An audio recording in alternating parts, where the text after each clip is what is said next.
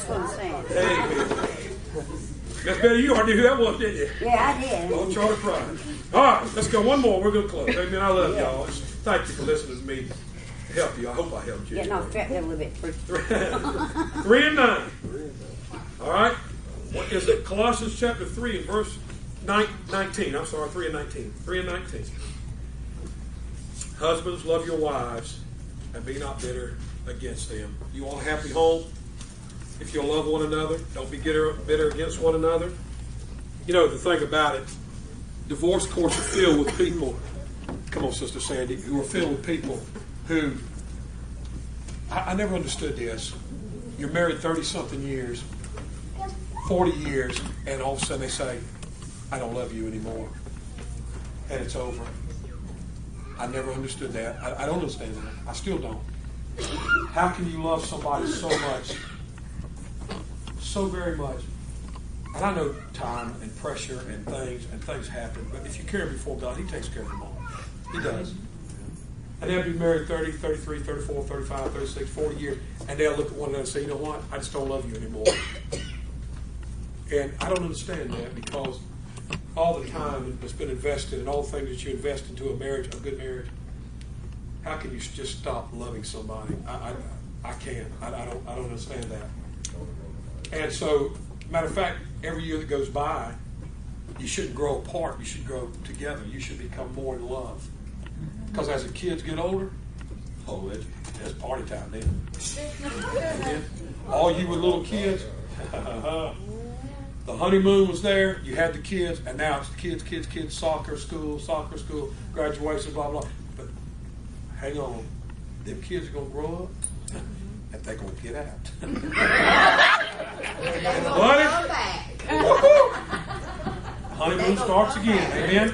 The honeymoon's there. Just don't give up before you get to the second part of the honeymoon. Amen? Because it will come. And when the honeymoon gets there, that's when you say, now I want to walk down the beach holding your hand with gray hair.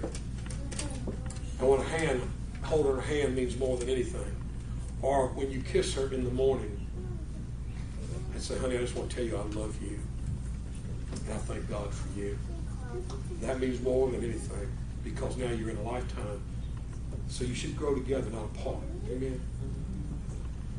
I've had ones in my family, 35 years, 36 years married, and they call it quits. I said, man, how can you do that? I'm too far down the road to start over now, man. I don't understand that. Like I told Sandy, I tell Sandy all the time, I said, honey, I hope you don't mind, but you're stuck with me. You know, you're stuck. You might as well face it. Get over it. You're stuck. You ain't going nowhere. Maybe put a ball and chain on you. It doesn't. But see, if you want a happy home, if a mother will do all the right things, and the father be the man he's supposed to be, you will have a wonderful and blessed home. Amen. The kids will grow up and call her. Proverbs says they will grow up and call her blessed. Mm-hmm. She will not be ashamed to her husband. She'll be praised in the gates. She's a wonderful woman. She's a great woman. That's what Proverbs says a virtuous woman is. Her price, there's not even a price on her. You can't put a price on her because she's so good. Amen. Go ahead, Sister Sandy. Lydia asked me to do the apple tree today. I'm going to do the apple tree. Ladies, raise those babies. Raise the sons and the daughters. And fathers, you back her up. If she's at home doing it or she says something. Let me give you one more piece of advice. I hope it'll help you. If mom says no, and dad, they come to you, and they're young enough for a tapping, you ought to tap her and say, what did mama say? You back mom up what mom says. Mom, if dad says no, and the kids try to sneak around and come to you, you back up what dad said. And when you do that, they'll know they can't play you. When these two right here were growing up, and mom said no, it was no. And if I said no, it was no. They didn't play me and Mama. You know why? Because they knew if they did, if they tried. I'd say, first thing I say, what did Mama say? She said, no. What are you talking to me about it for?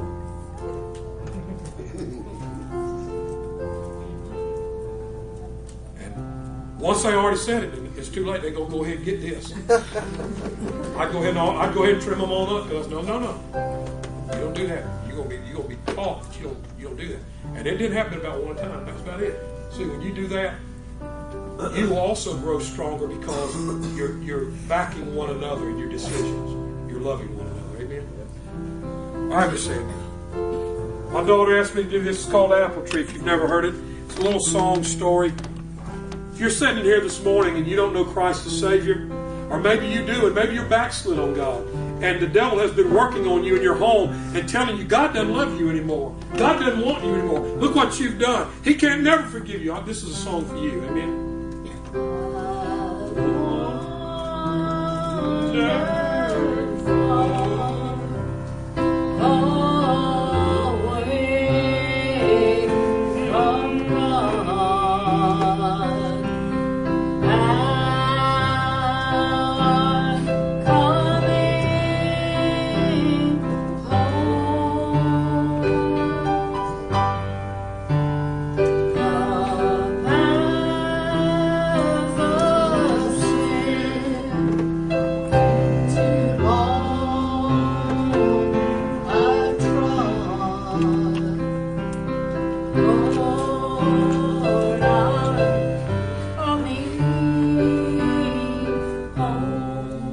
Just a moment, I want to tell you a story about a young man who was on a train.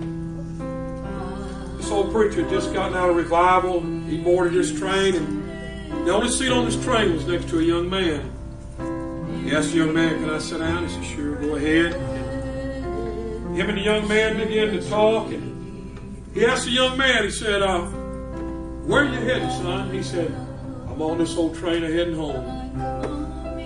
They began to tell the preacher's story. He said, "See, preacher," he said, "many years ago when I was a young man, I thought I knowed it all." He said, "I raised up, hit my dad and my mom. I ran away from home." And the preacher said, "Well, son," he said, "now I'm on this old train heading back home, preacher." The preacher said, "Son, how will you know if your dad and mom has forgiven you?" He said, "Well, see, preacher, since I ran away from home, I got saved. And I wrote my mom and my dad a letter. See, preacher, up the track and around the bend, that old rickety shack next to the track there, where my mom and dad live. And out beside that old track, there's an old apple tree there. And I wrote my dad and my mom a letter and said if they had forgiven me, would they tie one white rag around one limb of that old apple tree?" And the preacher said, "Well, son, what if they haven't forgiven you?" He said, "Preacher, I'll stay on this old train and keep on going." They began to come down the track further and further, and they began to get closer to the bend where his mom and dad lived in the old shack there. So ashamed of what he'd done, he put his face in his hands and said, "Preacher, I can't look. Would you look for me? I can't look. I'm so ashamed." As they began to round the bend, big old smile come on the preacher's face. He said, "Son, I don't see only one white rag tied around one limb of that old apple tree, but there's a white rag around every limb. And I see an old gray-haired daddy and an old gray-haired mama. And they got the bed sheets off. I believe they're saying, 'Come on home, son. Come on home.' God has put a white flag out for you. And He wants you to come home today. Would you stand with me, bow your head, and close your eyes? If that song was meant for you, I want you to slip out where you are and come down and say, 'Preacher, pray for me. I've been